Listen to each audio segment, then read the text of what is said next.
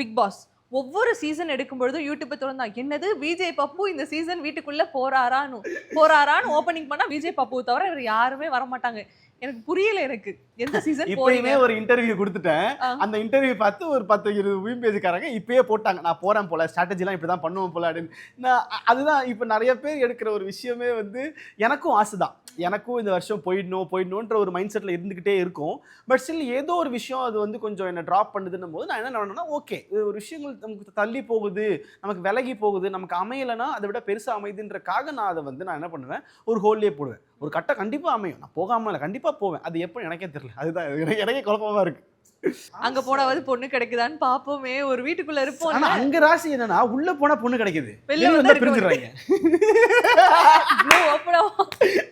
அது நான் நிறைய பார்த்ததுனால சொல்றேன். நீங்க கவனிச்சீங்கன்னா உங்களுக்கு தெரியும். அங்க போனா என்ன லவ் பண்றீங்க, நல்லா இருக்கீங்க, இவ்வளவு கியூட்டா இருக்கீங்க பாக்குறதுக்கு, மேட் ஃபார் ஈச் அதர்னு வாங்க ஒரு 1000 பேர் மீம் பேஜ்லாம் அண்ணா அண்ணி கியூட்டா போடுவாங்க. வெளிய வந்து பார்த்தா என்னது நீங்க அவங்களோட கல்யாணம் பண்றீங்களா? ஓகே, அப்ப நீங்க இவங்களோடயா? அப்ப நாங்க யாரோட? பைத்தியத்தோட. அந்த மாதிரி மீட்டர்ல ஆகுறதுனால என்ன ஆகும்னா, இதையுமே நம்ப முடிய மாட்டேங்குதுங்க.